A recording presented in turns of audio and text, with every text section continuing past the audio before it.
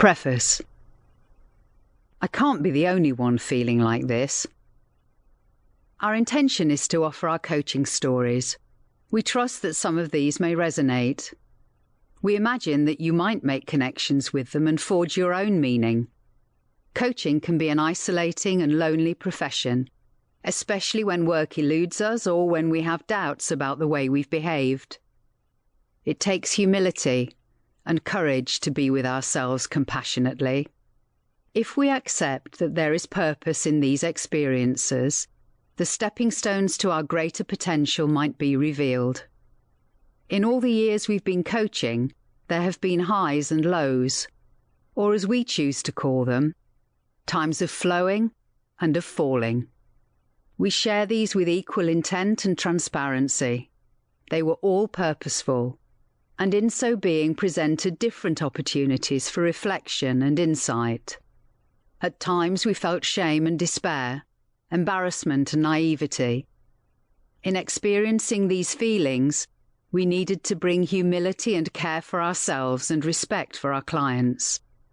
It was sometimes shocking.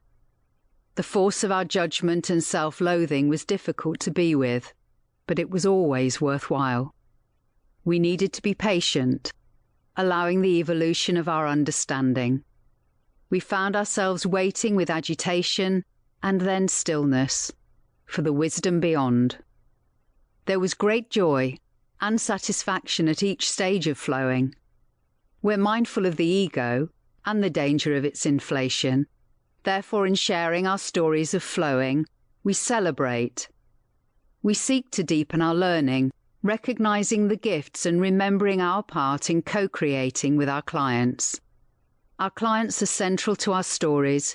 We honor each one.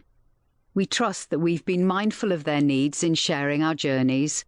The stories are about how we experienced the coaching conversations and are not a commentary on our clients. We're not sharing confidential details unless we've sought explicit permission first. Clients are not identifiable. Our work is compelling and self-defining, and it sustains in many ways. I thank Sam for travelling with me. Together we've brought a great variety of stories. Our styles are so very different, and yet we're aligned with the values and ethics of our profession, and we have respect for each other's perspective and approach. Writing this book has been a deeply rewarding adventure, for which I'm grateful. Of course, I'm unique, just like everyone else.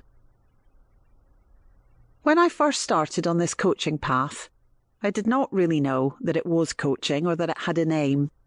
It was something I did, a state I became, and it seemed to work.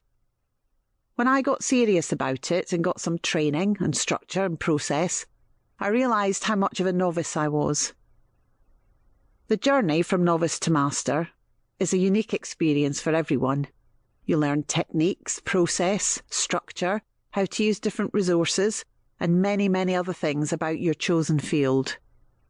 You discover more about who you are, what your purpose is, what you value, what you despise, what stirs you, what bores you, and a great many other things about yourself. Training with standards and competencies, research to support techniques and approaches, all of this was great for my development as a coach. What was conspicuous by its absence was an opportunity to benchmark my journey from a being point of view. I knew what skills and competencies I was meant to be demonstrating, but what of my being? How was that meant to develop? How did I know I wasn't neglecting that part of my development? Karen's framework, the backbone of this book, gives us the opportunity to look at our development as a coach from a different perspective. Our stories illuminate each stage, warts and all, and we hope to give you a new lens through which you can view your journey. What would you have done in our situations? What stories would you tell at different stages? What highs and lows have been the most impactful for you? You should also note that we have given a high and low example for each stage, but this in no way represents the balance in our journeys. The highs far outweigh the lows.